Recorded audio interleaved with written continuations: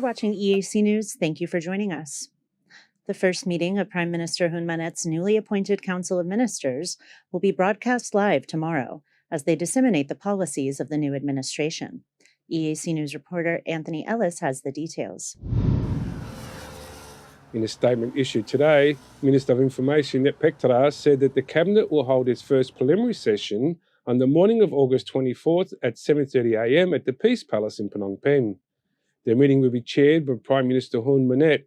The Minister of Information requested all national and international media to participate in the live broadcast to ensure that the information was widely spread to the public.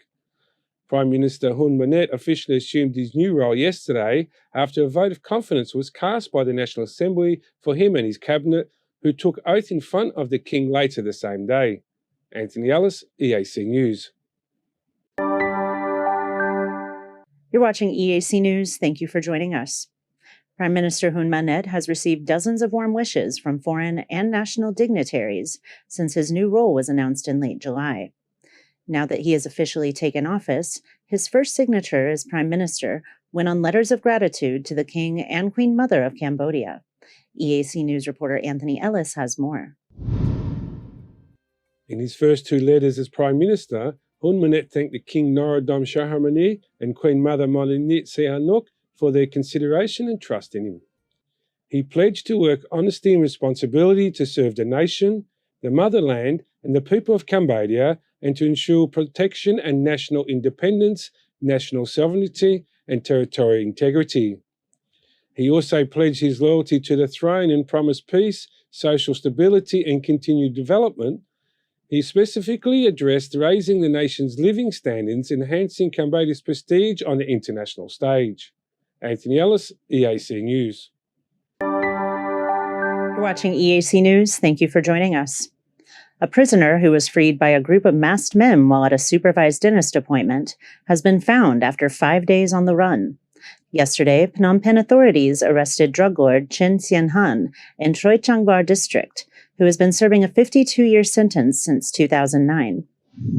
At a press conference this morning, Deputy General Commissioner of the National Police for Drug Crime Suppression, General Mok Chi-to, said that a prison break of this nature was unprecedented in Cambodia and accused the prisoner's wife of securing funds to hire the criminals that freed him. He pointed out that during the 5 days after the man escaped from a dental clinic in Siem Reap, he tried to flee across the borders to Thailand and Laos, but that authorities had already been informed and prepared for his attempts, so he was forced to turn around and hide out in Phnom Penh. The deputy commissioner confirmed that the case is not yet over, as the authorities continue to search for more relevant suspects, especially those who organized the armed men to release the prisoner. He said that the court is likely to hand out a more severe sentence for the attempted escape, and the drug trafficker could now face life in prison.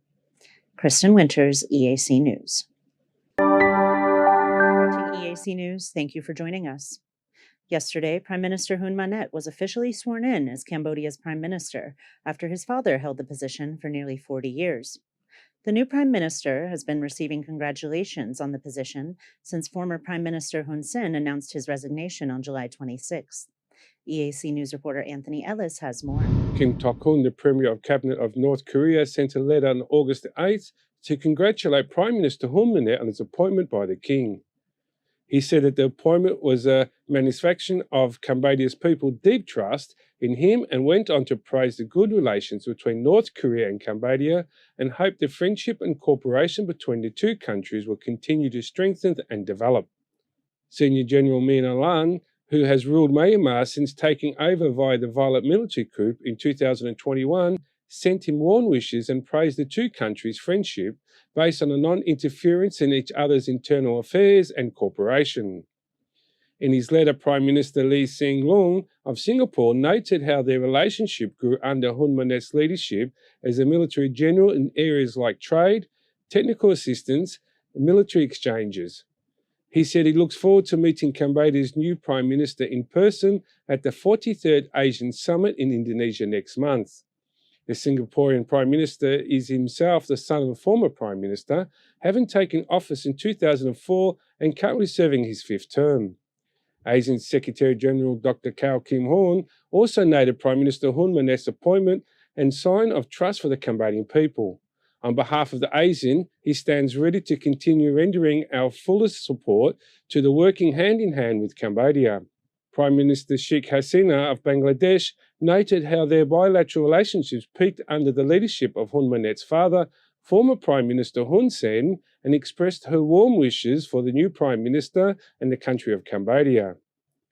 Retired General Prayut Chan-o-cha, who took over as Thailand's Prime Minister following a military coup in 2014, expressed his confidence in the Prime Minister Hun Manet will lead Cambodia towards even greater peace and prosperity.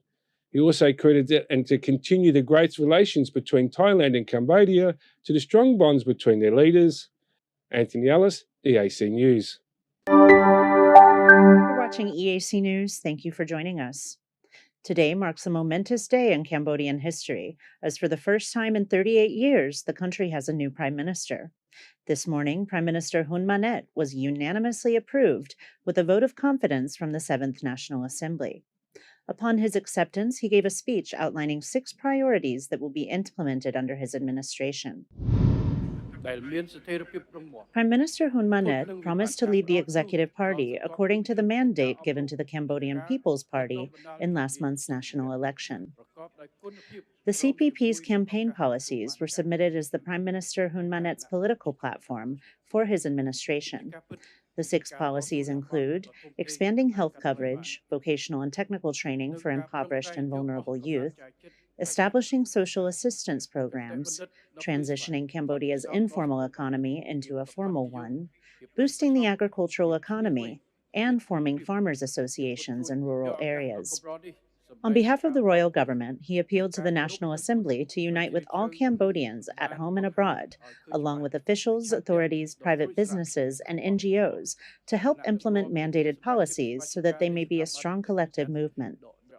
In this spirit, the new Prime Minister announced his plans to implement the first phase of the Pentagon Strategy, which was devised between the Ministry of Economy and Finance and the Asian Development Bank earlier this year, to help Cambodia reach its goals of achieving high middle income status by 2030 and high income status by 2050.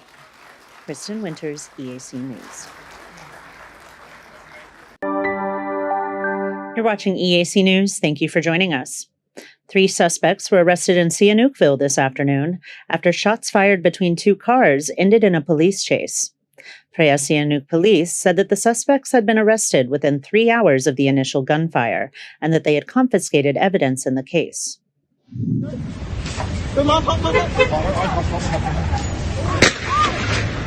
According to eyewitnesses, around 9 a.m., several luxury cars were spotted racing along Independence Road when, at the Two Lions roundabout, occupants in a Toyota Alphard pulled out a handgun and fired at a Jeep. Luckily, no one was hit.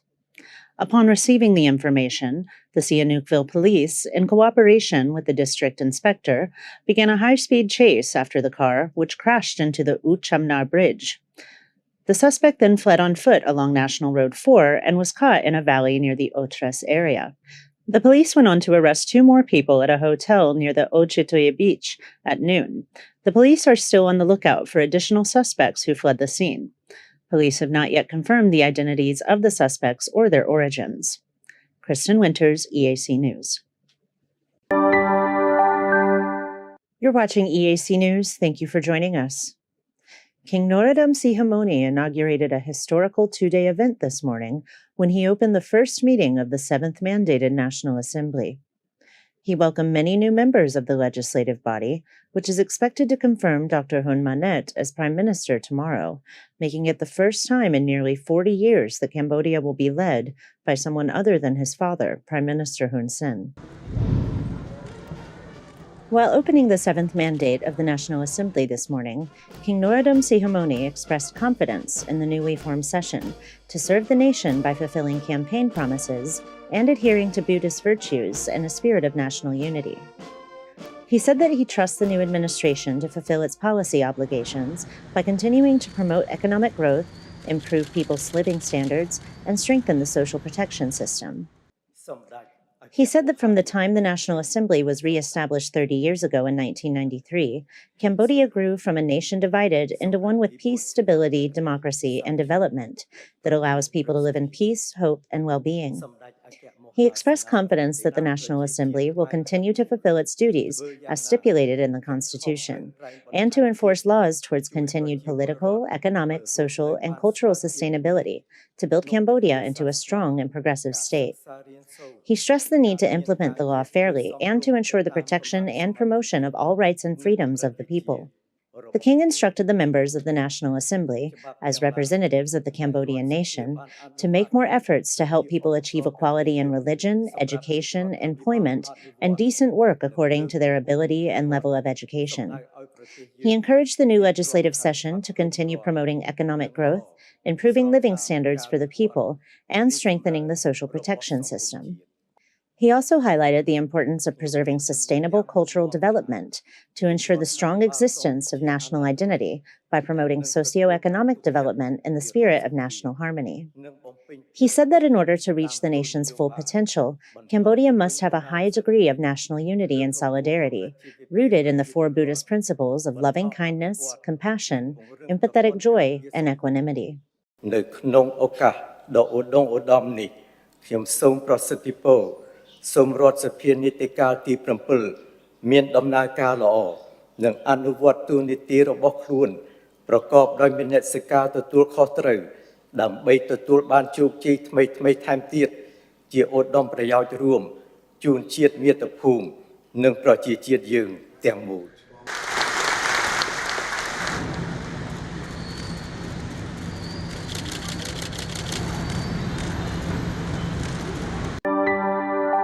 Watching EAC News, thank you for joining us. Prey Veng police reported the death of a 14-year-old boy living in Prek Tom village on August 6 after high levels of toxins were found in his kidneys and his family could not afford hospital treatment.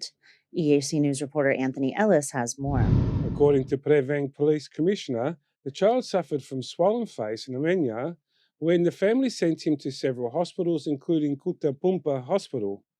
Doctor confirmed that the boy had kidney problems and needed his kidneys cleaned of high level of toxins to avoid renal failure. According to the mother of the child, who was a sixth grader at Nek Ling Primary School, she could not afford further medical expenses, so she took her child home at the night of August 6 and he died at home. She said that her child had started to drink a variety of soft drinks from the age of 10 and often hid his habit after she forbade the sugary drinks. She added her child rarely ate and instead preferred to drink soft drinks. The police commissioner advised all parents and guardians to educate their children on the harmful effects of sugary drinks and even suggested they should be forbidden to children and avoid another incident like that. The police commissioner advised all parents and guardians to educate their children on the harmful effects of sugary drinks and even suggested that they should be forbidden to children so they can avoid another incident like that of the boy from Plek Tom.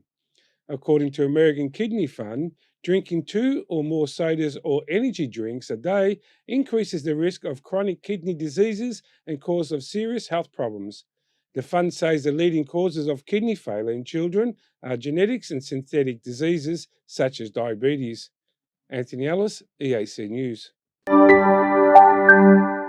You're watching EAC News. Thank you for joining us.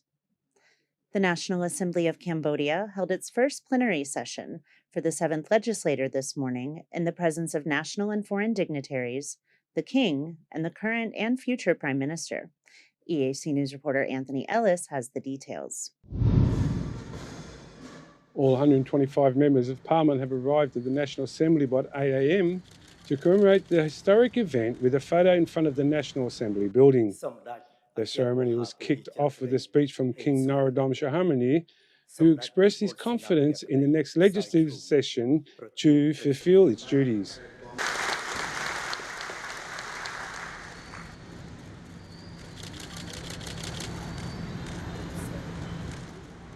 After conveying at the National Assembly, the 125 members of Parliament attended a swearing-in ceremony at the Royal Palace, where they swore the oath in front of the King to respect the Constitution and to protect integrity of the nation by refusing to serve foreign interests and opposing foreign aggression, resolving national issues peacefully, fighting corruption and respecting liberal democracy and human rights. The National Assembly is undergoing changes in line with many other Cambodian institutions following July's election. Kung Sondari has been announced as the first woman president of the National Assembly, replacing Heng Samrin, who has held the position for 17 years. The official election results of the 7th parliamentary election held on July 23rd show the CPP now holds 120 of the 125 seats in the National Assembly. For the first time in 5 years, another party gained seats, with Funsipik controlling the remaining 5. Anthony Ellis, EAC News. You're watching EAC News. Thank you for joining us. Sand leakage has been found seeping into the walls of the Bayon Temple's third terrace, posing risk to the ancient structure. The Apsara National Authority restoration team is now studying ways to prevent sand leaks and strengthen the endangered structure. EAC News reporter Anthony Ellis has the details. Ming Savan Liling, an architect in the technical team, said at the end of 2021 the team had already cleared the drainage system around the terrace. But a year later, standstill spread through the wall of the third terrace of the Bayon Temple, which necessitated reinforcement of the southwest corner platform. She highlighted some possible causes of the leaks, like the tree roots growing through the structure, water flowing from the holes in the stone, and the poor quality of cement mortar laid by the French conservationists. The restoration began in 2022 with the removal and replacement of eroded stones, along with sampling in the inner soil analysed which shallow soils need to be strengthened. Over the months, the restoration team had been removing the Naga balustrade stones, floor stones, and particularly cracked stones to check the condition of the sandstone walls by relocating and rearranging the stones and filling the mortar between them. The Bayon Temple is one of the most renowned structures of Angkor Archaeological Park and was built during the late 12th or 13th century under Jayavarman VII. It was the most known for its many smiling stone faces, thought by many to be the face of the monarch himself. Anthony Ellis, EAC News.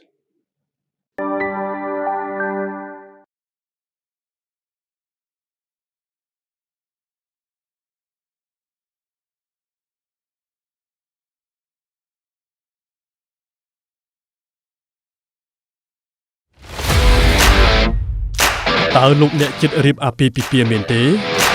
Hai bị bạ rộpក្រុមហ៊ុនថតវីដេអូផ្សាយផ្ទាល់ដែលមានគុណភាពមែនទេអស់កង្វល់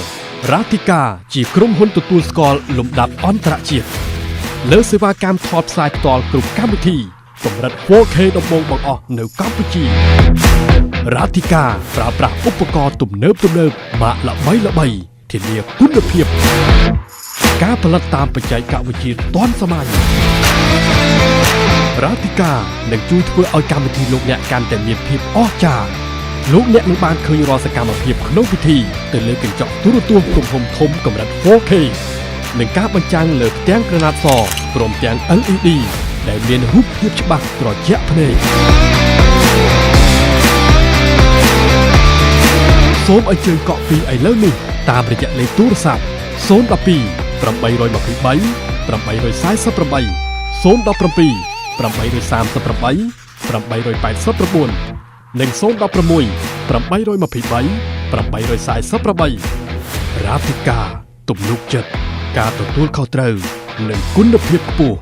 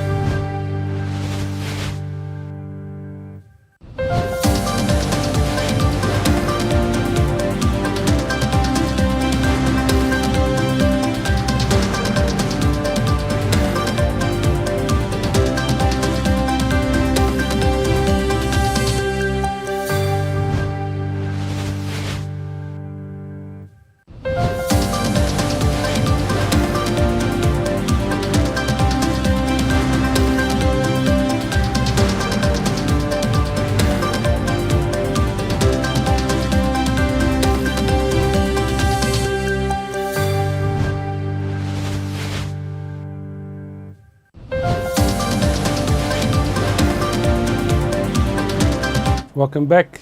We're just about to going to cross over live back to Parliament, where today is the first meeting of the 7th Legislature with Prime Minister Hun Manet addressing the rest of the Cabinet. So we'll just cross over and continue to see what else is happening. ត្រូវបានបង្កើនតាមរយៈបញ្ញកោណយុទ្ធសាស្ត្រចំនួន5រួមមាន 1. ការអភិវឌ្ឍមូលដ្ឋានមនុស្សមូលធនមនុស្ស ទី 2. ការធ្វើពិពិធកម្មសេដ្ឋកិច្ចនិងការបង្កើនភាពប្រកួតប្រជែង ទី 3. ការអភិវឌ្ឍវិស័យឯកជននិងការងារ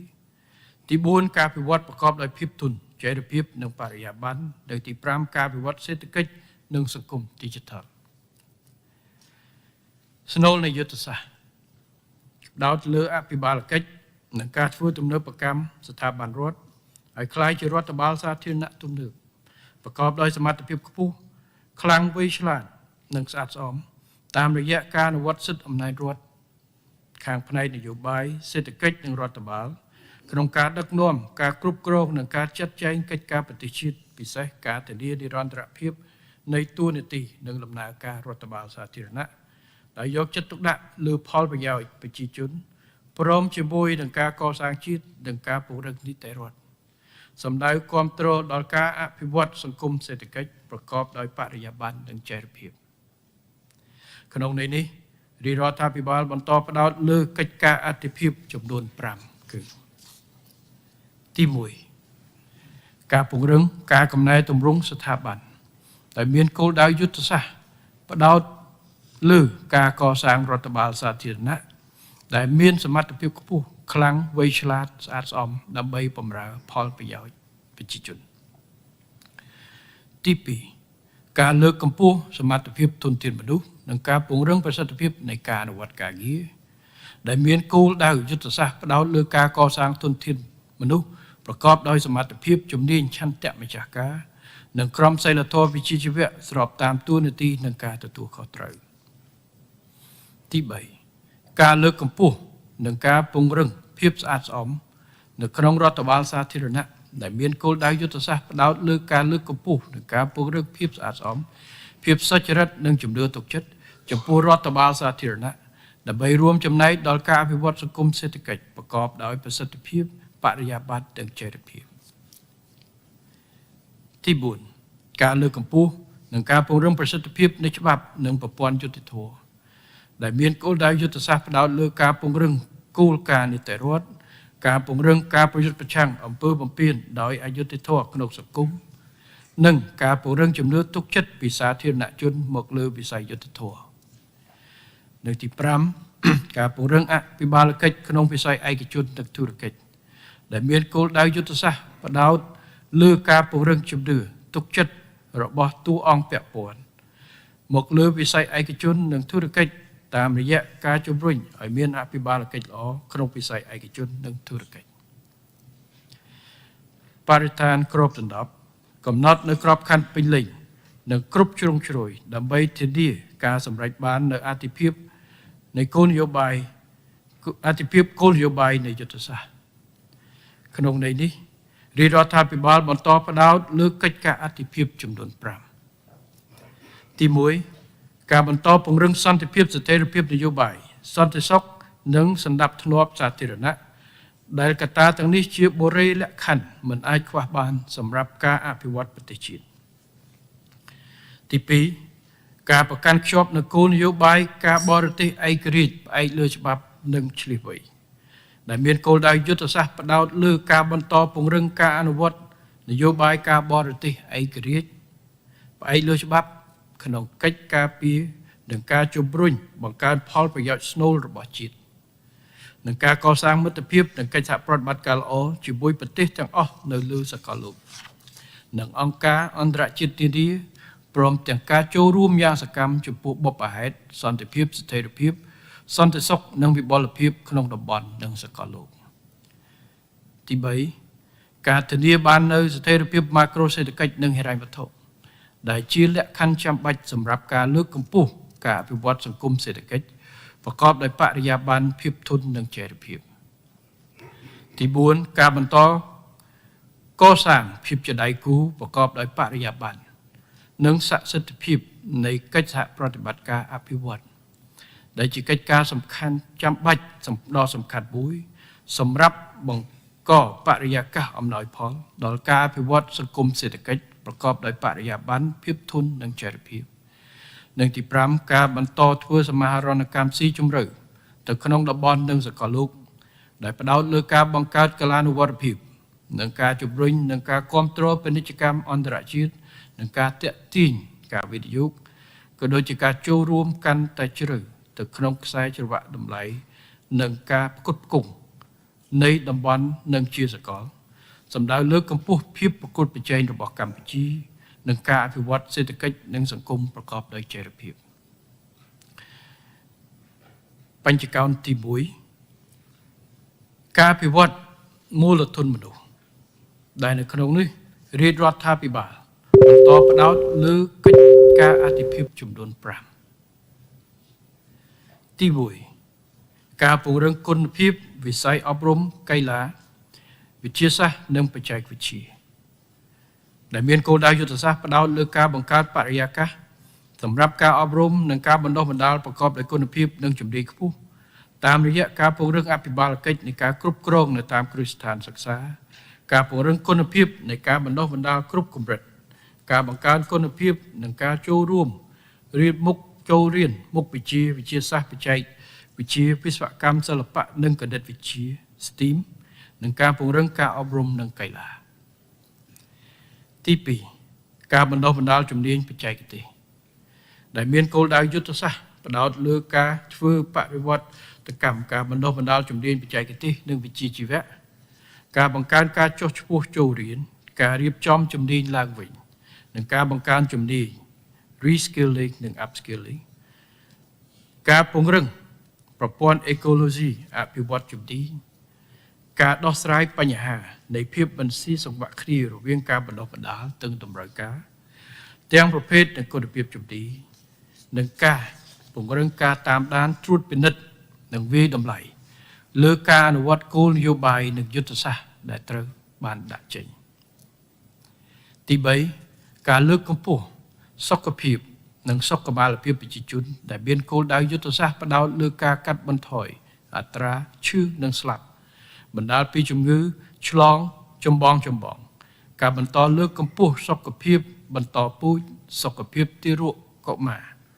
និងមាតាការពង្រឹងសមត្ថភាពស្ថាប័ននិងការដឹកនាំបរិវត្តកម្មនិងអភិបាលកិច្ចនៅក្នុងវិស័យសុខាភិបាលការបន្តបង្កើនគុណភាពនិងសមត្ថភាពរោគវិនិច្ឆ័យការព្យាបាលក្នុងការព្យាបាលនិងការថែទាំការបន្តពង្រឹងគុណភាពនៃការបណ្ដុះបណ្ដាលវិជ្ជាជីវៈសុខាភិបាលការលើកកម្ពស់សមត្ថភាពជំនាញនិងការលើកកម្ពស់កិច្ចសហការរវាងក្រសួងស្ថាប័នពាក់ព័ន្ធនិងការចូលរួមរបស់ប្រជាជនតាមសហគមន៍ទី4ការពង្រឹងប្រព័ន្ធគាំពារសង្គមនិងប្រព័ន្ធស្បៀងដែលមានគោលដៅយុទ្ធសាស្ត្រផ្ដោតលើការកសាងនិងការអភិវឌ្ឍប្រព័ន្ធគាំពារសង្គមឲ្យមានលក្ខណៈប្រមូលផ្ដុំនិងសកលភាពទាំងក្នុងប្រព័ន្ធជំនួយសង្គមនិងប្រព័ន្ធសន្តិសុខសង្គមនិងការពង្រឹងប្រព័ន្ធស្បៀងដែលផ្ដល់សន្តិសុខស្បៀងនិងអាហារូបត្ថម្ភសម្រាប់ប្រជាជនគ្រប់រូបដោយឈរលើស្មារតីមិនបោះបង់ពលរដ្ឋខ្មែរម្នាក់ណានិងដោយគោរពតាមអភិក្រមចំនួន4គឺទី1ចីរកម្មនៃកម្មវិធីទី2លទ្ធភាពអាចទ្រទ្រង់បាននៃថវិកាជាតិទី3ការធានាបរិយាបន្ននិងសង្គមធម៌ដោយផ្ដោតលើកិច្ចអន្តរាគមន៍របស់រដ្ឋលើគ្រួសារក្រីក្រគ្រួសារងាយរងគ្រោះនិងគ្រួសារងាយរងហានិភ័យនិងទី4អាចពង្រឹងពង្រីកវិសាលភាពនៃប្រព័ន្ធគាំពារសង្គមតាមរយៈការអភិវឌ្ឍប្រព័ន្ធនិងទី5ការពង្រឹងភាពជាពលរដ្ឋនៅក្នុងសង្គមដោយមានអរិយធម៌ខ្ពស់ប្រកបដោយសីលធម៌សមធម៌និងបរិយាបន្នដែលមានគោលដៅយុទ្ធសាស្ត្រផ្ដោតលើការធ្វើពលភាពមនុស្សពលភាពវុបនីយកម្មពលរដ្ឋឲ្យមានសមត្ថភាពផលិតភាពសីលធម៌គុណធម៌ចរិយាធម៌ភាពអំណត់សុចរិតភាពវិស័យនៃការទទួលខុសត្រូវខ្ពស់ នឹងការលើកកម្ពស់ស្មារតីនិងមនសិការស្នេហាជាតិការពារជាតិឯកភាពជាតិការចេះយកអាសាគ្នាការចេះចែករំលែកការចេះចូលរួមគុណតម្លៃសង្គមនិងស្មារតីគោរពច្បាប់ស្រឡាញ់សន្តិភាពក៏ដូចជាស្រឡាញ់វប្បធម៌ប្រពៃណីទំនៀមទម្លាប់អំពើល្អនិងយុត្តិធម៌សម្ដៅធានាបាននូវសន្និទ្ធភាពសង្គមនិងសុខដុមរមនាសង្គមចំពោះបញ្ចកោណទី2គឺការធ្វើពិពិធកម្មសេដ្ឋកិច្ចនិងការបង្កើនភាពប្រកួតប្រជែងដែលក្នុងនោះរាជរដ្ឋាភិបាលបន្តផ្ដោតលើកិច្ចការអាទិភាពចំនួន5ទី1ការអភិវឌ្ឍវិស័យគន្លឹះនិងប្រភពថ្មីនៃកំណើនសេដ្ឋកិច្ចដែលមានគោលដៅយុទ្ធសាស្ត្រផ្ដោតលើការពង្រីកនិងការធ្វើពិពិធកម្មមូលដ្ឋានកំណើនសេដ្ឋកិច្ចតាមរយៈការបង្កើនតម្លៃបន្ថែមនៅក្នុងវិស័យគន្លឹះដែលមានស្រាប់និងការអភិវឌ្ឍប្រភពថ្មីនៃកំណើនដែលជាកត្តាមិនអាចខ្វះបាននៅក្នុងការបង្កើនសក្តានុពលកំណើននិងការពង្រឹងភាពធន់នឹងវិបត្តិទី2ការលើកកម្ពស់ការតភ្ជាប់និងការបង្កើនប្រសិទ្ធភាពនៃវិស័យដឹកជញ្ជូននិង Logistics វិស័យថាមពលវិស័យទឹកស្អាតនិងវិស័យ Digital ដែលមានគោលដៅយុទ្ធសាស្ត្រផ្ដោតលើការបន្តកសាងនិងពង្រឹងមូលដ្ឋានគ្រឹះនិងបរិយាលក្ខខណ្ឌគន្លឹះសម្រាប់បង្កើនផលិតភាពលើកកម្ពស់ភាពប្រកួតប្រជែងនិងជំរុញពិពិធកម្មតាមរយៈការបង្កើនប្រសិទ្ធភាពហេដ្ឋារចនាសម្ព័ន្ធគាំទ្រ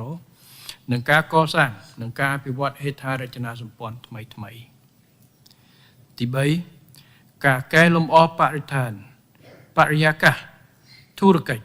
និងការវិនិយោគដែលមានគោលដៅយុទ្ធសាស្ត្រផ្ដោតលើការបន្តកែលម្អបរិយាកាសអំណោយផលដល់ការធ្វើធុរកិច្ចការធ្វើពាណិជ្ជកម្មនិងការវិនិយោគតាមរយៈការសម្របសម្រួលនិងការធ្វើសមាញកម្មនីតិវិធីពាក់ព័ន្ធការធ្វើ Digital ភូមិនីយកម្មសម្រាប់ការផ្ដល់សេវាសាធារណៈនិងកិច្ចការរដ្ឋបាល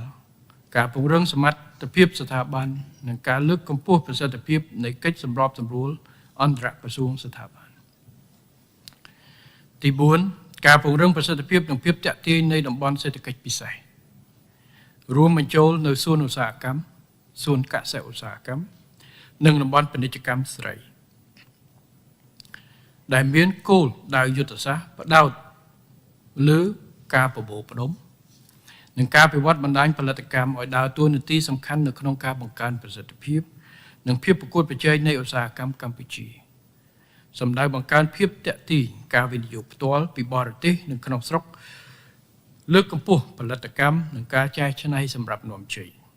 និងជាពិសេសគាំទ្រដល់ការបង្កើតការងារនិងការលើកស្ទួយជីវភាពប្រជាជននៅទីជនបទនិងទី5ការធ្វើនវានុវត្តន៍យន្តការហិរញ្ញប្បទាននិងផលិតផលហិរញ្ញវត្ថុ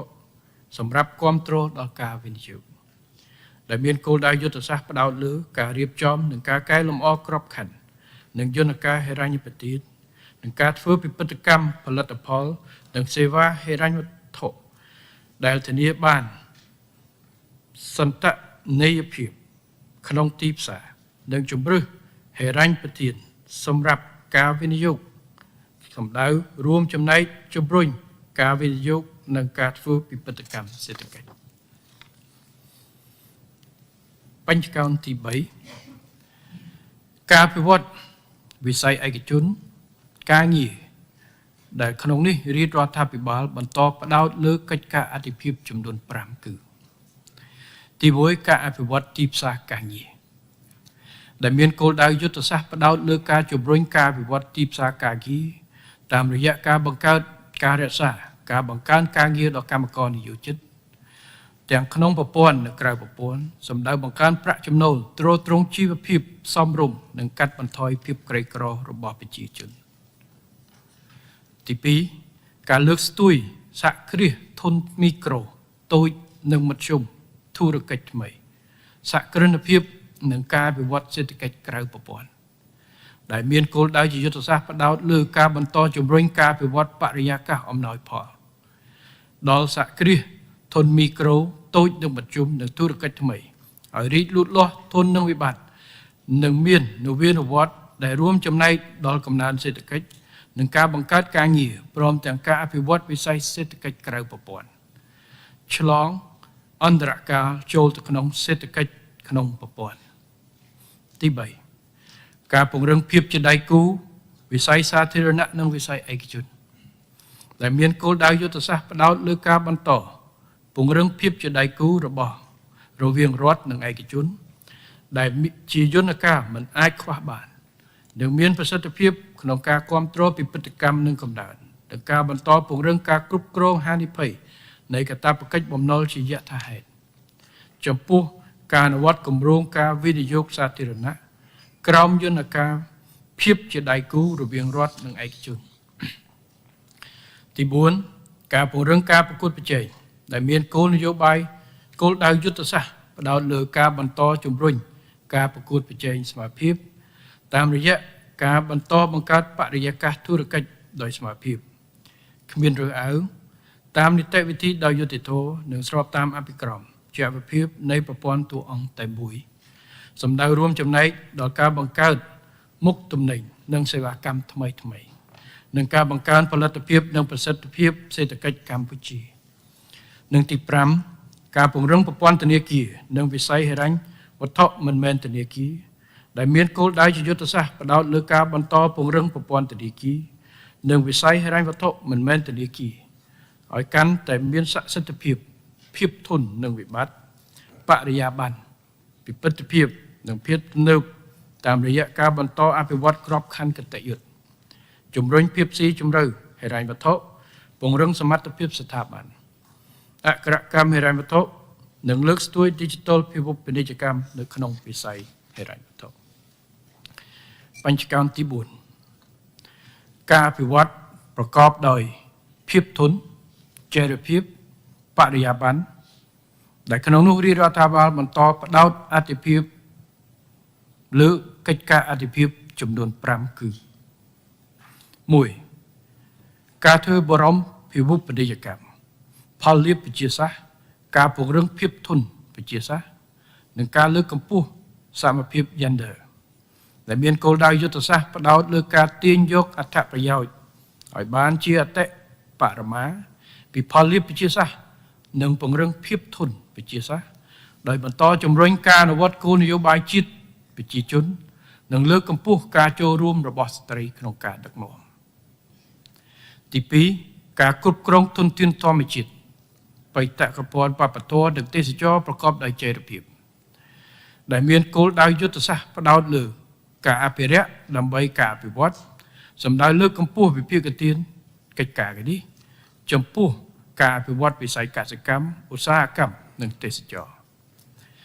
ការពង្រឹងការគ្រប់គ្រងធនធានរ៉ែការធានាចីរភាពធនធានព្រៃឈើជលផលនិងគុណភាពដីព្រមទាំងការពារអភិវឌ្ឍនិងការទាញយកផលប្រយោជន៍ឲ្យអស់សក្តានុពលពីបេតិកភណ្ឌវប្បធម៌និងទេសចរណ៍ប្រកបដោយចីរភាពទី3ការលើកស្ទួយកសិកម្មនិងការអភិវឌ្ឍជនបទដែលមានគោលដៅយុទ្ធសាស្ត្រផ្ដោតលើការបន្តពង្រឹងទូនាទីនិងការអភិវឌ្ឍវិស័យកសិកម្មឲ្យទំនើបសម្បូរបែបនិងមានភាពធន់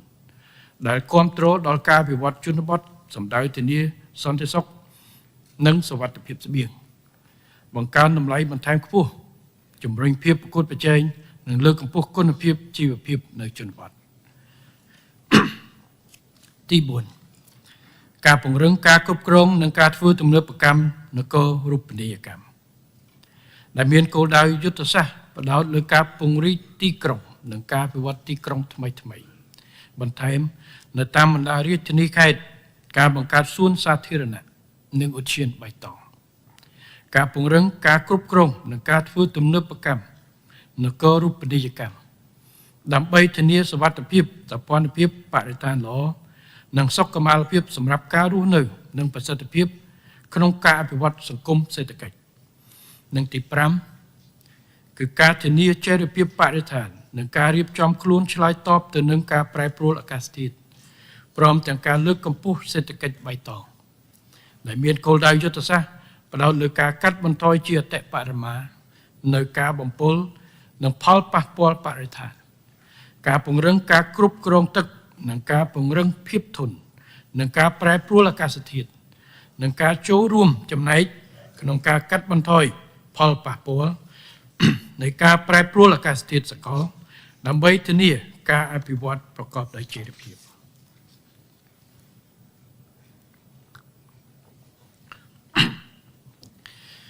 បញ្ចកោណទី5ការអភិវឌ្ឍសេដ្ឋកិច្ចសង្គម Digital ដែលក្នុងនេះរាជរដ្ឋាភិបាលបន្តផ្ដោតលើកិច្ចការអាទិភាពចំនួន5គឺទី1ការកសាងរដ្ឋបាល Digital និងពលរដ្ឋ Digital ដែលមានគោលដៅយុទ្ធសាស្ត្រផ្ដោតលើការដឹកនាំធ្វើបរិវត្តកម្ម Digital ដោយរាជរដ្ឋាភិបាលធ្វើជាគំរូនិងដឹកមុខក្នុងការចាប់យកបច្ចេកវិទ្យា Digital តាមរយៈការធ្វើ Digital ពិភពពាណិជ្ជកម្មកិច្ចការសាធារណៈរបស់រដ្ឋដើម្បីពង្រឹងប្រសិទ្ធភាពការងារនិងប្រសិទ្ធភាពនៃការផ្តល់សេវាសាធារណៈជូនប្រជាជននិងវិស័យឯកជននិងការពង្រឹងអភិបាលកិច្ចផ្នែកផ្អែកលើទិន្នន័យទី2ការអភិវឌ្ឍសេដ្ឋកិច្ច Digital ទូរកិច្ច Digital ពាណិជ្ជកម្មតាមប្រព័ន្ធអេឡិចត្រូនិកនិងប្រព័ន្ធនវានុវេសន៍ Digital ដែលមានគោលដៅយុទ្ធសាស្ត្រផ្ដោតលើការជំរុញការធ្វើបរិវត្តកម្ម Digital ទៅក្នុងវិស័យសេដ្ឋកិច្ចការបង្កើតធុរកិច្ចថ្មី Digital ការជំរុញការធ្វើបរិវត្តកម្ម Digital សហគ្រាសការជំរុញការអភិវឌ្ឍខ្សែច្រវាក់ Digital និងពាណិជ្ជកម្មតាមប្រព័ន្ធអេឡិចត្រូនិកនិងការជំរុញការកសាងការអភិវឌ្ឍប្រព័ន្ធនវានុវត្តន៍ Digital ដើម្បីសម្រួលធុរកិច្ចនិងពាណិជ្ជកម្មសម្ដៅជំរុញសន្ទុះនៃកំណើនសេដ្ឋកិច្ចទី3ការកសាងនិងការអភិវឌ្ឍហេដ្ឋារចនាសម្ព័ន្ធ Digital ដែលមានគោលដៅយុទ្ធសាស្ត្រផ្ដោតលើការកសាងនិងការពង្រីកហេដ្ឋារចនាសម្ព័ន្ធ Digital រួមមានការតភ្ជាប់ Digital និងហេដ្ឋារចនាសម្ព័ន្ធទូរគមនាគមន៍និង Cloud ឬមជ្ឈមណ្ឌលទិន្នន័យសម្ដៅពង្រឹងគុណភាពនិងប្រសិទ្ធភាពនៃបណ្ដាញតភ្ជាប់ Digital ការចែករំលែកព័ត៌មាននិងការផ្ដល់សេវាទូរគមនាគមន៍ទី4ការកសាងភាពជឿទុកចិត្តលើប្រព័ន្ធ Digital ដែលមានគោលដៅយុទ្ធសាស្ត្រផ្ដោតលើការកសាងភាពជឿទុកចិត្តលើប្រព័ន្ធ Digital តាមរយៈការរៀបចំហេដ្ឋារចនាសម្ព័ន្ធទាំងយន្តការស្ថាប័នសន្តិសុខ Digital និងការលើកកម្ពស់ការយល់ដឹងអំពីសន្តិសុខ Digital ដើម្បីជំរុញការប្រើប្រាស់បច្ចេកវិទ្យា Digital ឲ្យបានទូលំទូលាយនិងទី5គឺការអភិវឌ្ឍបច្ចេកវិទ្យាហិរញ្ញវត្ថុដែលមានគោលដៅយុទ្ធសាស្ត្រផ្ដោតលើការអភិវឌ្ឍបច្ចេកវិទ្យាហិរញ្ញវត្ថុដោយចាប់យកកលានុវត្តភាព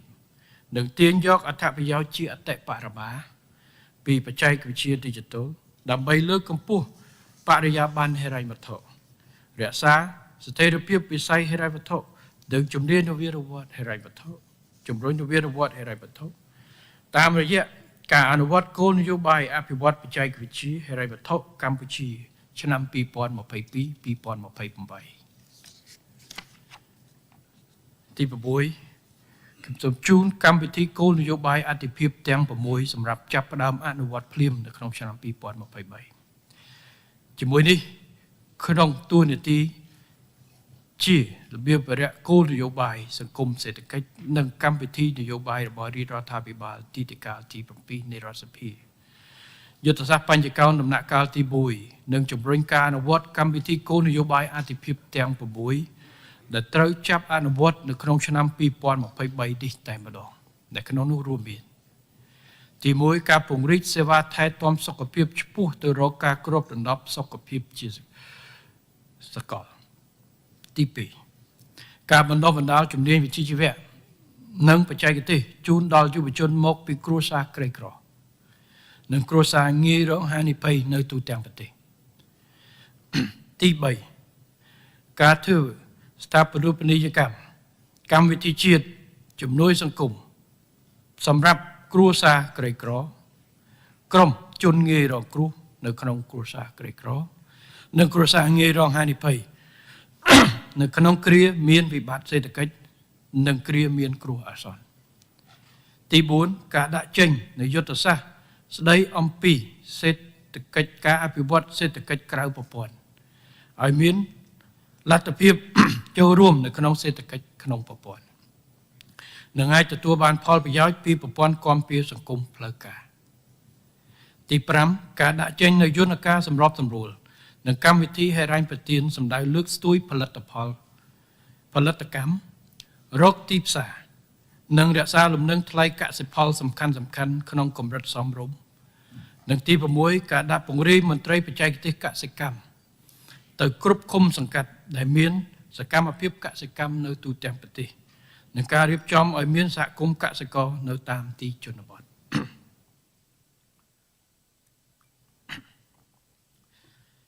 បន្ថែមលើនេះ រាជរដ្ឋាភិបាលបានកំណត់បញ្ហាប្រឈមជាអាទិភាពមួយចំនួនដែលទាមទារការដាក់ចេញនូវវិធានការគន្លឹះសម្រាប់ដោះស្រាយក្នុងនីតិកាលទី7នៃរដ្ឋសភាដែលរួមមាន ទី1 ការពង្រឹងសមត្ថភាពរដ្ឋបាលសាធារណៈ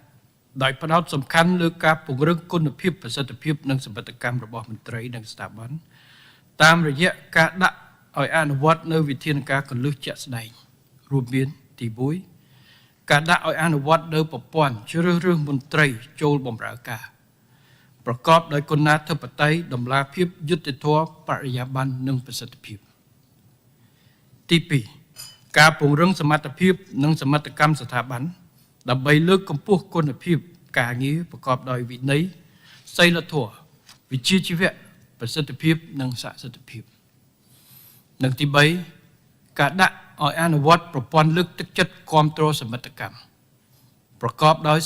សកលភាពសមត្ថភាពប្រសិទ្ធភាពនិងចីរភាព ទី2 ការលើកកម្ពស់គុណភាពអប់រំដោយផ្ដោតសំខាន់ទៅលើការពង្រឹងគុណភាពសាលារដ្ឋចាប់ពីថ្នាក់មត្តេយ្យដល់មធ្យមសិក្សាតាមរយៈការដាក់ឲ្យអនុវត្តនៅវិធានការគន្លឹះជាក់ស្ដែងរួមមានទី1 គឺការពង្រឹងអភិបាលកិច្ចសាលា ទី2 ការពិនិត្យកែសម្រួលនិងរៀបចំកម្មវិធីសិក្សានិងសកម្មភាពក្រៅម៉ោងសិក្សាឲ្យស្របទៅតាមតម្រូវការក្នុងការពង្រឹងចំណេះដឹងវិន័យសីលធម៌និងអរិយាប័ត្ររបស់សិស្ស ទី3 ការយកចិត្តទុកដាក់លើសុខភាពរបស់សិស្សតាមរយៈកម្មវិធីអាហារូបត្ថម្ភដ៏កបានិងការត្រួតពិនិត្យគុណភាពចំណីអាហារនៅតាមសាលា និងទី4 ការជំរុញលើកទឹកចិត្តការចូលរួមរបស់មាតាបិតាអាណាព្យាបាលសហគមន៍ក្នុងការអប់រំស្របតាមពាក្យស្លោកភាពជាដៃគូរដ្ឋនិងសហគមន៍ដើម្បីការអប់រំ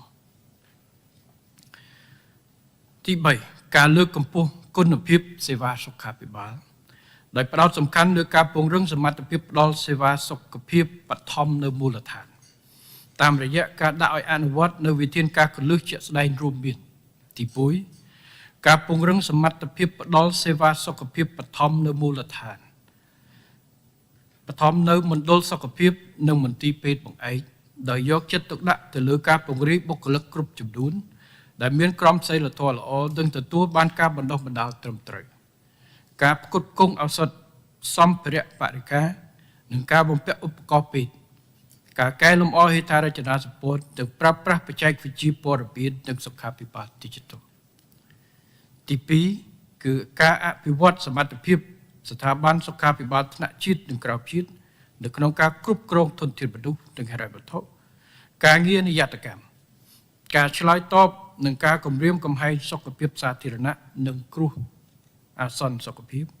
និងការផ្ដល់សេវាថែទាំសុខភាពដល់ប្រជាជនឲ្យកាន់តែមានភាពឆ្លើយតបប្រកបដោយសមត្ថភាពនិងគណនេយ្យភាពខ្ពស់ព្រមទាំងការលើកកម្ពស់ប្រសិទ្ធភាពនៃកិច្ចដំណើរការមុខងារស្ថាប័ននិងទី3ការកសាងភាពជាដៃគូរឹងមាំរវាងវិស័យសុខាភិបាលសាធារណៈនិងឯកជនដើម្បីឲ្យប្រជាជនទទួលបានសេវាថែទាំសុខភាពមានគុណភាពសុវត្ថិភាពនិងប្រសិទ្ធភាពខ្ពស់វិធានការទី4ការពង្រឹងការអនុវត្តគោលនយោបាយភូមិឃុំ សកាត់មានសវត្ថិភាពដែលផ្ដោតការយកចិត្តទុកដាក់ជាពិសេសលើការកាត់បន្ថយនិងការឈានទៅដល់ការលុបបំបាត់នៅការជួញដូរនិងការប្រើប្រាស់គ្រឿងញៀនក្នុងសហគមន៍ទី5ការពង្រឹងនិងលើកកម្ពស់គុណភាពនិងប្រសិទ្ធភាពនៃប្រព័ន្ធយុត្តិធម៌ដោយផ្ដោតការយកចិត្តទុកដាក់ជាពិសេសលើកិច្ចការជាអាទិភាពសំខាន់ទី1ការបង្កើតយន្តការដោះស្រាយវិវាទក្រៅប្រព័ន្ធតុលាការបន្ថែមលើយន្តការដែលមានស្រាប់ដើម្បីជួយសម្រុះសម្រួលដោះស្រាយវិវាទឲ្យបានឆាប់រហ័សជាពិសេសវិវាទរបស់ប្រជាពលរដ្ឋនៅមូលដ្ឋានទី2ការជំរុញនិងពន្លឿនការដោះស្រាយរឿងក្តីនៅតាមតុលាការឲ្យបានឆាប់រហ័សសំដៅលើកកម្ពស់គុណភាពនិងប្រសិទ្ធភាពនៃការផ្តល់សេវាយុត្តិធម៌ជូនប្រជាជននិងទី3ការត្រួតពិនិត្យនិងដោះស្រាយភាពមិនប្រក្រតីនៅតាមតុលាការសំដៅជួយដោះស្រាយរកយុត្តិធម៌ជូនប្រជាពលរដ្ឋក៏ដូចជាលើកកម្ពស់តម្លាភាពសុចរិតភាពនិងភាពត្រឹមត្រូវនៅក្នុងការអនុវត្តច្បាប់និងចំណាត់ការរឿងក្តីដោយតុលាការទី7យន្តការសម្របសម្រួលតាមដានត្រួតពិនិត្យនិងវាយតម្លៃការអនុវត្តដើម្បីធានាសក្តិភាពនិងប្រសិទ្ធភាពនៅក្នុងការអនុវត្តយុទ្ធសាស្ត្របញ្ចកោណដំណាក់កាលទី1ជាពិសេសដើម្បីធានាការចាប់ផ្ដើមអនុវត្តកម្មវិធីគោលនយោបាយអាទិភាពនិងវិធានការគន្លឹះរបស់រាជរដ្ឋាភិបាលនីតិកាលទី7នៃរដ្ឋសភារាជរដ្ឋាភិបាលកំណត់យន្តការជាក់ស្ដែងសម្រាប់ដឹកនាំសម្របសម្រួលតាមដានត្រួតពិនិត្យនិងវាយតម្លៃការអនុវត្តដូចខាងក្រោមទី1យន្តការដឹកនាំសម្របសម្រួលតាមដានត្រួតពិនិត្យវាយតម្លៃនិងការអនុវត្តកម្មវិធីគោលនយោបាយអាទិភាពទាំង6ដែលត្រូវដោយអនុវត្តឆ្នាំ2023នេះខ្ញុំសូមប្រគល់ភារកិច្ចជូនអាដាមអគ្គបណ្ឌិតសភាចាស់អូនពុនមនីរតឧបនាយករដ្ឋមន្ត្រីក្រសួងសេដ្ឋកិច្ចហិរញ្ញវត្ថុនិងជាប្រធានគណៈកម្មការគោលនយោបាយសេដ្ឋកិច្ចហិរញ្ញវត្ថុដឹកនាំសម្របសម្រួលជាមួយក្រសួងស្ថាប័នពាក់ព័ន្ធដើម្បីចាត់ចែងនិងដាក់អនុវត្តកម្មវិធីគោលនយោបាយអាទិភាពទាំង6នេះជាបន្ទាន់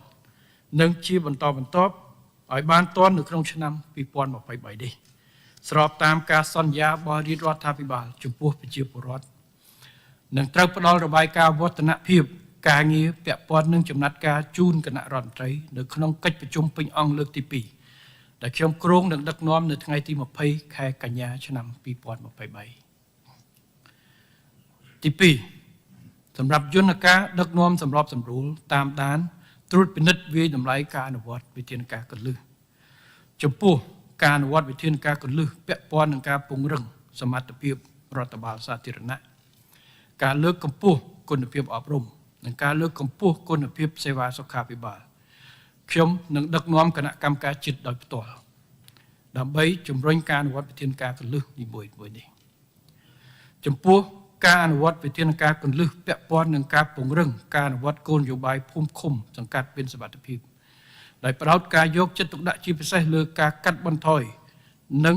ឈានទៅដល់ការលុបបំបាត់ការជួញដូរនិងការប្រើប្រាស់គ្រឿងញៀននៅក្នុងសហគមន៍ខ្ញុំសូមប្រគល់ភារកិច្ចជូនក្រសួងមហាផ្ទៃអាជ្ញាធរជាតិប្រយុទ្ធប្រឆាំងគ្រឿងញៀននិងស្ថាប័នអាជ្ញាធរពាក់ព័ន្ធរៀបចំផែនការសកម្មភាពជាក់ស្ដែងដើម្បីអនុវត្តចំពោះការអនុវត្តវិធានការគន្លឹះពាក់ព័ន្ធនឹងការពង្រឹងនិងលើកកម្ពស់គុណភាពនិងប្រសិទ្ធភាពនៃប្រព័ន្ធយុត្តិធម៌ខ្ញុំសូមប្រគល់ភារកិច្ចជូនក្រសួងយុត្តិធម៌រៀបចំផែនការសកម្មភាពជាក់ស្ដែងទី3យន្តការដឹកនាំសម្របសម្រួលតាមដានត្រួតពិនិត្យនិងវាយតម្លៃការអនុវត្តយុទ្ធសាស្ត្របញ្ចកោណដំណាក់កាលទី1រាជរដ្ឋាភិបាលក៏សម្រេចដាក់ចេញផងដែរនូវយន្តការជំរុញការអនុវត្តយន្តការដឹកនាំសម្របសម្រួលនិងយន្តការតាមដានត្រួតពិនិត្យនិងវាយតម្លៃការអនុវត្តយុទ្ធសាស្ត្របញ្ចកោណដំណាក់កាលទី1ដោយទី1បកគលភារកិច្ចជូនទីស្តីការគណៈរដ្ឋមន្ត្រីទទួលបន្ទុកជាស្ថាប័នសម្របសម្រួលរួមរបស់រាជរដ្ឋាភិបាលនៅក្នុងក្របខ័ណ្ឌនៃយន្តការសម្របសម្រួលតាមដានត្រួតពិនិត្យនិងវាយតម្លៃការអនុវត្តយុទ្ធសាស្ត្របញ្ចកោណដំណាក់កាលទី1ដើម្បីសម្រេចគោលដៅនេះទីស្តីការគណៈរដ្ឋមន្ត្រីត្រូវរៀបចំឲ្យបានឆាប់នៅលិខិតបទដ្ឋានគតិយុត្តរបស់រាជរដ្ឋាភិបាលដើម្បីកំណត់លម្អិតនៅវិធីសាស្ត្របែបបទ និងនីតិវិធីនៃការសម្របសម្រួលការតាមដានការត្រួតពិនិត្យនិងការវាយតម្លៃលើការអនុវត្តយុទ្ធសាស្ត្របញ្ញកោណដំណាក់កាលទី2និងទី2គឺសូមប្រគល់ភារកិច្ចជូនគណៈកម្មការអន្តរក្រសួងឬក្រុមប្រឹក្សាដែលមានសមត្ថកិច្ចពាក់ព័ន្ធទទួលបន្ទុកសម្របសម្រួលលើការជំរុញការអនុវត្តការងារអាទិភាពដែលមានចរិតអន្តរក្រសួងស្ថាប័នឬអន្តរវិស័យអាដាមលោកជំទាវឧបនាយករដ្ឋមន្ត្រីទេសរដ្ឋមន្ត្រីរដ្ឋមន្ត្រីសមាជិកានៃអង្គគណៈរដ្ឋមន្ត្រីទាំងមូលជាទីមេត្រីឆ្លៀតនៅក្នុងឱកាសនេះខ្ញុំសូមជម្រាបជូនអង្គគណៈរដ្ឋមន្ត្រីនិងជនរួមជាតិជាពិសេសវិស័យឯកជនមេត្តាជ្រាបថាខ្ញុំនឹងដឹកនាំវេទិការាជរដ្ឋាភិបាលផ្នែកឯកជនលើកទី19ដែលនឹងប្រព្រឹត្តទៅនៅខែវិច្ឆិកាខាងមុខដើម្បីស្ដាប់នៅមតិយោបល់និងសំណូមពរផ្សេងក៏ដូចជាដាក់ចេញនៅវិធានការមុតស្រួចនិងជាក់ស្ដែងមួយចំនួនដើម្បីបន្តជំរុញគាំទ្រវិស័យឯកជនដែលជាកម្លាំងចលករនៃកំណើនសេដ្ឋកិច្ចខ្ញុំសូមអំពាវនាវដល់វិស័យឯកជននិងភាគីពាក់ព័ន្ធទាំងអស់មេត្តាចូលរួមក្នុងវេទិកានេះឲ្យបានសកម្មបំផុតដើម្បីអាខានខ្ញុំសូមប្រគល់ភារកិច្ចជូនអាដាមអគ្គបណ្ឌិតសភាចារ្យអ៊ុនពុនមនីរតឧបនាយករដ្ឋមន្ត្រីក្រសួងសេដ្ឋកិច្ចនិងហិរញ្ញវត្ថុនិងជាប្រធានគណៈកម្មការគោលនយោបាយសេដ្ឋកិច្ចហិរញ្ញវត្ថុសម្របសម្រួលជាមួយក្រសួងស្ថាប័នវិស័យឯកជនព្រមទាំងភាគីពាក់ព័ន្ធដទៃទៀតដើម្បីរៀបចំវេទិកានេះសរុបជារួមកម្ពុជាពិតជាមានមោទនភាពខ្ពស់ជាមួយនឹងការសម្រេចបាននៅសន្តិភាពដ៏ពេញលេញនិងរឹងមាំក្នុងរយៈពេល25ឆ្នាំកន្លងមកហើយនៅក្រោមម្លប់ដ៏ត្រជាក់នៃសុខសន្តិភាពនេះកម្ពុជាសម្រេចបាននៅសមិទ្ធផលធំមិនអាចកាត់ថ្លៃបានយ៉ាងសន្តិសន្ធាប់និងបានឆ្លងកាត់បរិវត្តកម្មសំខាន់ជាប្រវត្តិសាស្ត្រដែលបានកែលម្អជីវភាពរស់នៅរបស់ប្រជាជននិងបានលើកស្ទួយកិត្យានុភាពជាតិឲ្យខ្ពស់ដដែលដែលបានកែលម្អជីវភាពរស់នៅរបស់ប្រជាជននិងបានលើកស្ទួយកិត្យានុភាពជាតិឲ្យបានខ្ពស់ដដែលលើឆាកតំបន់និងសកលតាមរយៈការដាក់ចេញនិងការដឹកនាំអនុវត្តដោយជោគជ័យនៅយុទ្ធសាស្ត្រត្រីកោណនិងយុទ្ធសាស្ត្រចតុកោណទាំង4ដំណាក់កាលចូលរួមមូលដ្ឋាននៃសមិទ្ធផលដ៏ធំធេងទាំងនេះជាមួយនឹងការសម្លឹងទៅមុខសម្រាប់រយៈពេល20ឆ្នាំទៅមុខទៀតហើយតាមរយៈការធ្វើបទអទេសនាមផ្ទាល់នៅទីនេះក៏ដូចជាការផ្សាយបន្តផ្ទាល់តាមបណ្ដាញសារព័ត៌មានចេញពីទីនេះខ្ញុំបានបង្ហាញជូនដល់អង្គគណៈរដ្ឋមន្ត្រីរបស់យើងក៏ដូចជាជូនដល់សហគមន៍ជាតិនិងអន្តរជាតិជ្រាបនៅយុទ្ធសាស្ត្របញ្ញកោណដំណាក់កាលទី1ដែលជារបៀបវរៈគោលនយោបាយសង្គមសេដ្ឋកិច្ចនៃកម្មវិធីនយោបាយរបស់រាជរដ្ឋាភិបាលនៃនីតិកាលទី7នៃរដ្ឋសភាខ្ញុំក៏បានបង្ហាញជូននៅវិធានការគន្លឹះដែលខ្ញុំនឹងដឹកនាំតម្រង់ទិសលើការអនុវត្តដើម្បីឆ្លើយតបទៅនឹងភាពចាំបាច់នៃការដោះស្រាយប្រឈមនិងការកែតម្រង់វិស័យសំខាន់ដែលជាបំណងប្រាថ្នាពិសិដ្ឋរបស់ប្រជាជនកម្ពុជាក្នុងស្មារតីនេះរាជរដ្ឋាភិបាលមានជំនឿយ៉ាងមុតមាំថាយើងនឹងជំនះបាននៅបញ្ហាប្រឈមឧបសគ្គនិងវិបត្តិនានាក្នុងការដឹកនាំសង្គមជាតិកម្ពុជាលើវិថីនៃការអភិវឌ្ឍវឌ្ឍនភាពនិងវិបលភាពឲ្យកាន់តែកើនឡើងបន្ថែមទៀតហើយកសាងបាននៅមូលដ្ឋានគ្រឹះប្រកបដោយភាពធន់ដ៏រឹងមាំសម្រាប់ការឈានឡើងប្រកបដោយការជឿទុកចិត្តឆ្ពោះទៅសម្រេចបាននៅចក្ខុវិស័យកម្ពុជាឆ្នាំ2050មុននឹងបញ្ចប់ខ្ញុំសូមអំពាវនាវដល់ថ្នាក់ដឹកនាំនិងមន្ត្រីរាជការនៅតាមបណ្ដាក្រសួងស្ថាប័នកងកម្លាំងប្រដាប់អាវុធគ្រប់ប្រភេទនិងអាជ្ញាធរដែនដីគ្រប់លំដាប់ថ្នាក់អង្គនីតិបញ្ញត្តិអង្គតុលាការព្រមទាំងគ្រប់ដៃគូអភិវឌ្ឍទាំងដៃគូទ្វេភាគីនិងबहुភាគីវិស័យឯកជនអង្គការមិនមែនរដ្ឋាភិបាលក៏ដូចជាជនរួមជាតិទាំងអស់មេត្តាផ្ដល់ការគាំទ្រពេញទំហឹងនិងចូលរួមយ៉ាងចំណែកយ៉ាងសកម្មជាមួយរាជរដ្ឋាភិបាលក្នុងការអនុវត្តវិធានការគោលនយោបាយនិងកម្មវិធីផ្សេងនៅក្នុងក្របខ័ណ្ឌនៃយុទ្ធសាស្ត្របញ្ញកោណដំណាក់កាលទី1នេះក៏ដូចជាវិធានការគន្លឹះដែលខ្ញុំបានដាក់ចេញ ខ្ញុំសូមប្រកាសដាក់ឲ្យអនុវត្តយុទ្ធសាស្ត្របញ្ចកោណដំណាក់កាលទី1និងវិធានការគន្លឹះចាប់ពីពេលនេះតទៅសូមអរគុណ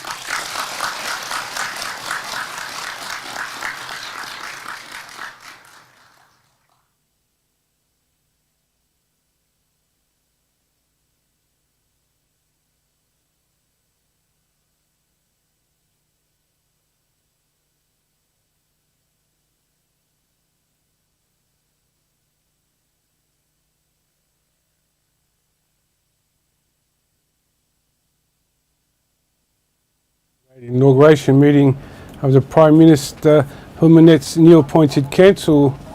was today. The appointed council ministers is taking place at the Peace Palace in Phnom Penh. The Minister of Information, Nek Pektara, has extended a warm invitation to both national and international media, urging their participation in live broadcasts to ensure widespread circulation of vital information to the public. Under the banner of political platform, this milestone gathering signifies the commencement of the 7th legislature of the National Assembly. The platform emphasises a commitment to 5 guarantees. Also, during his speech today, he meant that the Pentagon will have their 5 stages and 25 years to have to complete. The EAC News team will have more update throughout the day. Stay in touch on www.eacnews.asia and all our social media. You've been watching EAC News, a special live. I'm Anthony Ellis. Thanks for watching.